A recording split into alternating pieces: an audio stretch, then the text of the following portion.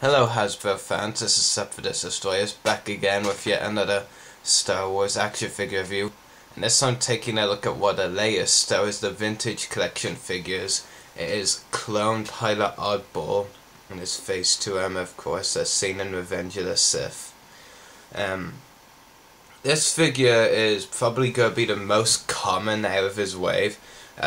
Well, considering Hasbro's distribution issues, of course, even he won't be that easy to find or get, but considering he's just a retool actually, with a few new things here and there, but mainly a retool and redesign.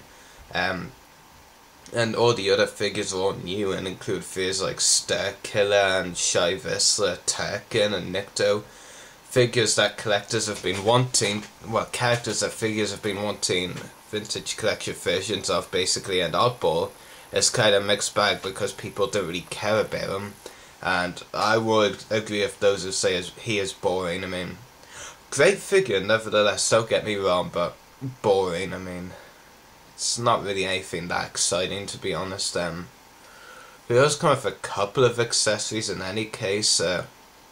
Standard clone DC-15 blaster, nothing we haven't seen before really, but still pretty cool. I'll just zoom in on the helmet for you, and the helmet is one of the new parts of this figure. I believe the arms and the legs, well, the legs definitely reused. Nothing of the legs is new, I believe.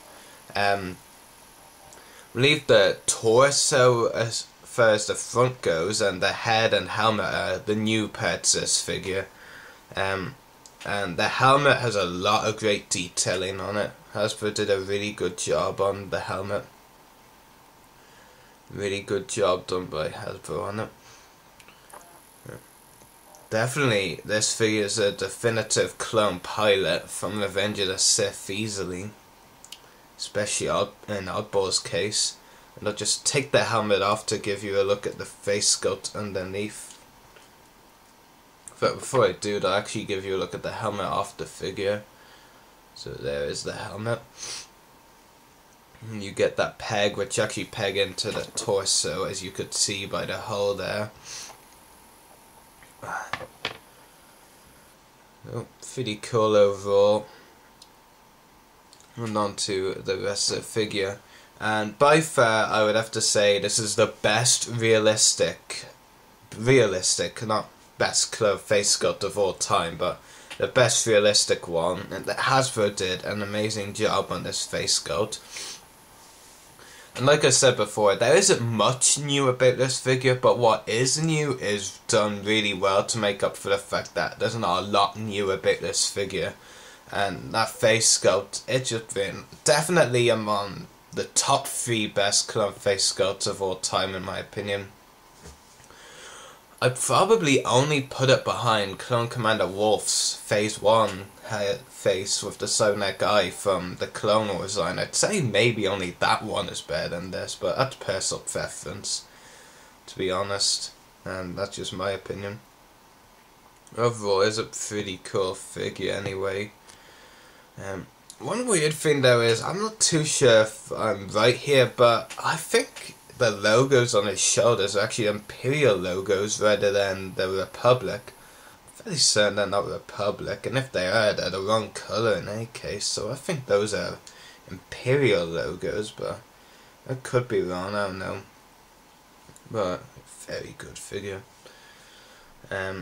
Articulation is a ball jointed head, ball hinged shoulders and elbows, swivel forearms, swivel waist, swivel hips, ball hinged knees and ball hinged ankles. So very well articulated, not missing any points of articulation, and just a very good figure overall, really cool. Not a figure that really needed updating, or that collectors or fans really wanted to see made before others, but it can't be denied as uninteresting maybe, and not wanted as the figure was by most collectors before it was announced then. But even so, it is still a great figure. You get a great clone face sculpt. The helmet is a great update. And overall, it is a pretty good figure, and another one with perfect articulation in the vintage collection line, I should say.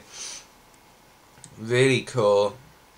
Hasbro did a good job on turning a rather uninteresting figure idea, or character maybe in general, and making it worthy of buying, because the face sculpt and helmet just make up for the fact that the rest of the figure almost entirely is not new, basically.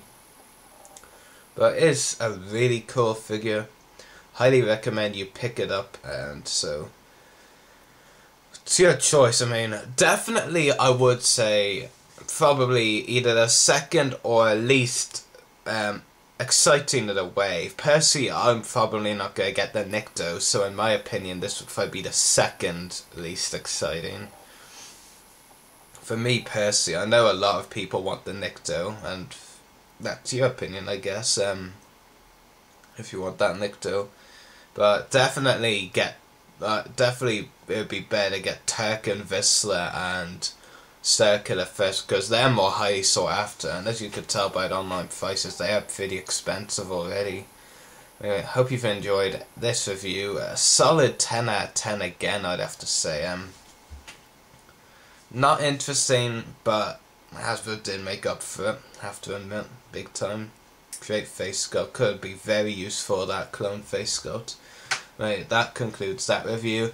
Next up is a rather interesting review, and it's one I've been looking forward to for a long time. And I'm sure any of you who know me well will be able to guess which figure that review will be on. And for that reason, I'm not going to show you early what figure that is.